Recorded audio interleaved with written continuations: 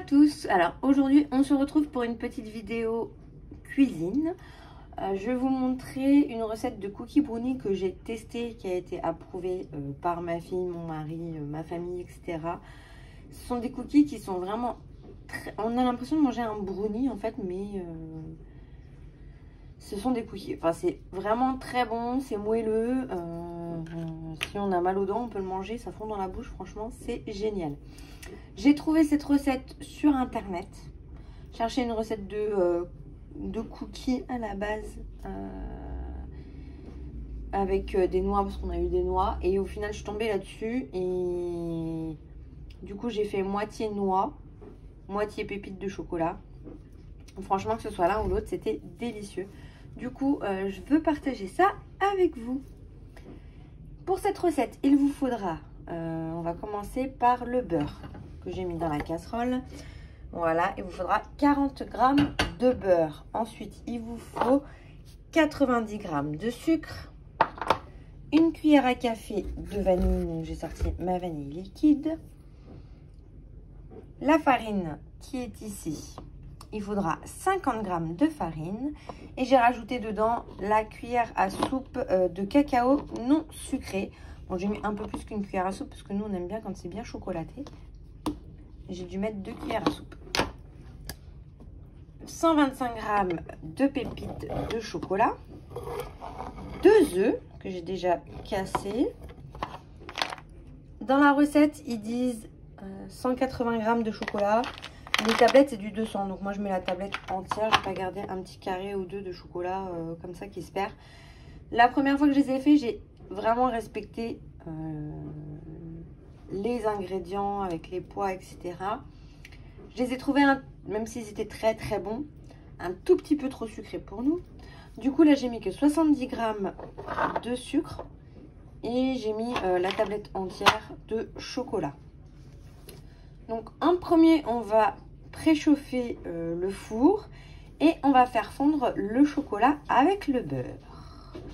Je vais mettre mon four à préchauffer. On se retrouve tout de suite. Voilà, j'ai mis mon four à préchauffer, 180 en chaleur tournante. De toute façon, moi je fais tout généralement en chaleur tournante.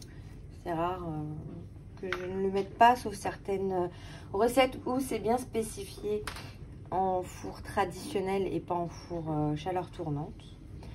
Là, j'ai allumé mon feu. On va faire fondre le chocolat et le beurre. Donc, du coup, j'ai mis mon beurre à fondre et je vais y rajouter le chocolat.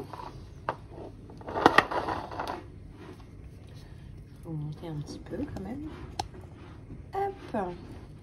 J'attends que le beurre soit un petit peu fondu avant de rajouter le chocolat.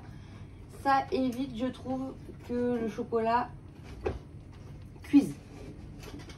Donc ça fasse qui crame au fond de la casserole. Donc j'attends que le beurre, ça fasse une bonne épaisseur au fond de ma casserole.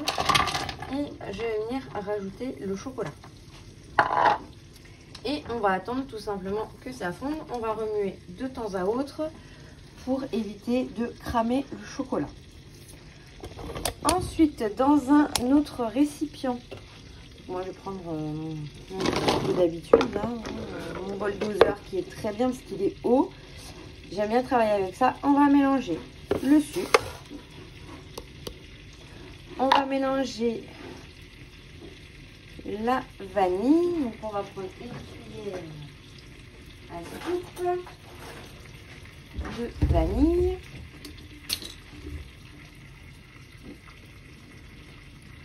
Voilà.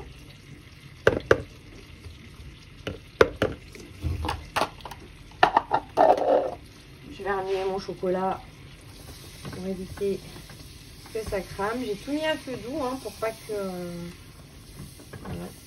ça accroche ou quoi que ce soit. Après, avec mes casseroles, ça n'accroche pas, mais sur des casseroles lambda, ça pourrait tout simplement accrocher. On peut le faire fondre au bain-marie aussi. D'habitude, c'est ce que je fais. Là, j'ai pas trop le temps, donc du coup, je le fais fondre comme ça.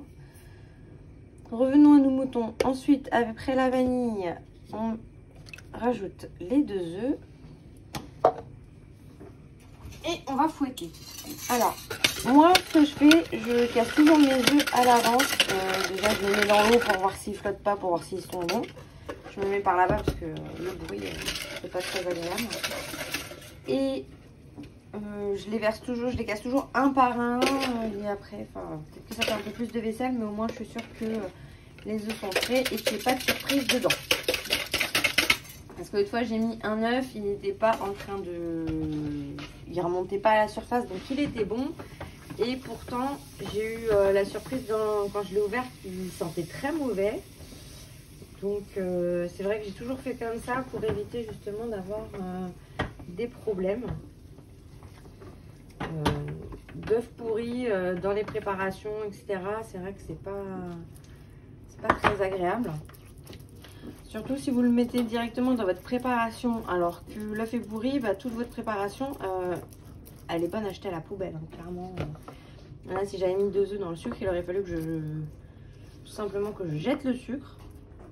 C'est parce qu'il coûte le plus cher, hein, on va pas se mentir, mais c'est du gâchis alimentaire. J'aime pas le gâchis alimentaire, donc tout simplement, maintenant je casse les œufs. Ça m'est arrivé une fois de pas le faire parce que j'étais pas chez moi et que j'avais pas les ustensiles qu'il fallait. J'étais un peu dégoûtée. Mais bon, bref. Là, mon chocolat, il est fondu. Donc, je vais vous montrer la texture que ça a. C'est une texture vraiment comme une ganache, en fait. Ça donne ça. Donc ça, je vais le réserver. On va finir de battre les œufs et on va ajouter le chocolat à ça. Le chocolat, j'attends qu'il refroidisse un peu. Et quand je vais le verser, je vais remuer. Parce que je ne veux pas que le chocolat chaud cuise mes œufs. C'est pas le but, même si après ça va être cuit, c'est pas ouf. Donc hop, je mets tout et je commence tout de suite à... Quand j'ai 2 mains et que je fais pas la vidéo, je fais ça au robot. Comme ça les œufs ils n'ont pas le temps de cuire. Bon là le chocolat il n'était pas très chaud donc ça va. Je mélange une première fois et après je vais aller racler ma casserole avec la Maryse pour bien récupérer tout ce qui reste dans le fond de ma casserole. Comme chocolat, ça, pas de perte. Puis là, j'ai pas ma fille pour lécher les fonds de casserole ou les fonds de... Parce qu'elle adore ça, hein, comme tous les enfants. Et du coup, elle me demande toujours de laisser un petit peu, soit sur la cuillère, soit dans le fond de la casserole, froide, évidemment, pour pas qu'elle se brûle. Je préfère préciser. Et elle aime bien tout mélanger, lécher après les cuillères. Évidemment, elle ne remet pas les cuillères léchées dans le bol, hein, je vous rassure. Elle sait très bien que quand elle les a léchées, ça va dans les vides. Donc voilà, on a mélangé les œufs, le mélange œuf avec le chocolat. Ça donne une bonne texture. Ensuite, on va ajouter la farine et le cacao. Alors moi, ce que je préfère faire, c'est à chaque fois tamiser tout ce qui est poudre pour éviter d'avoir des grumeaux. Ça évite les amalgames,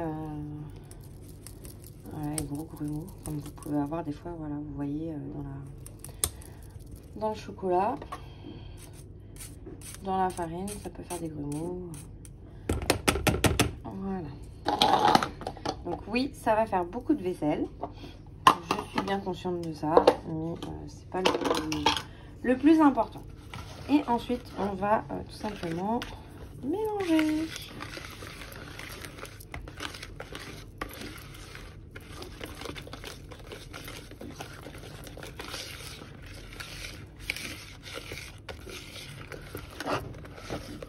Voilà, donc ça vous donne une texture, vous voyez,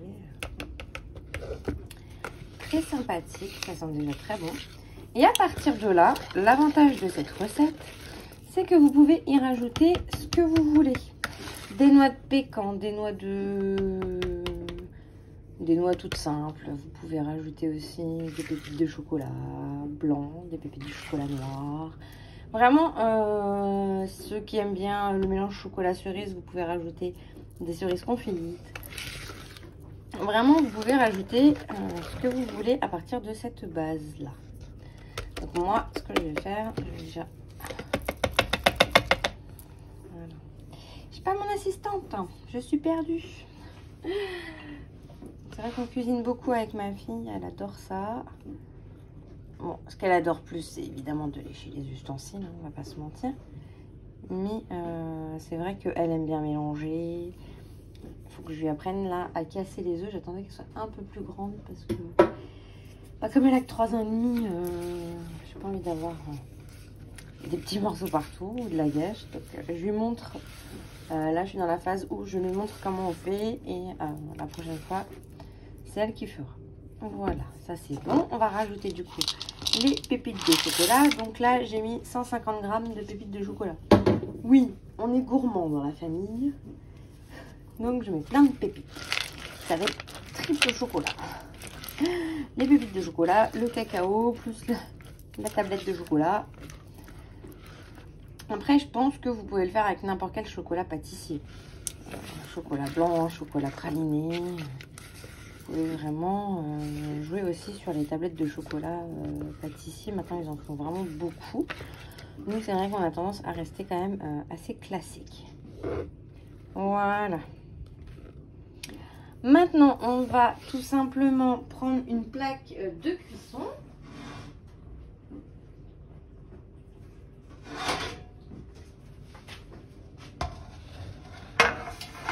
Je vais chercher du papier sulfurisé et on se retrouve tout de suite.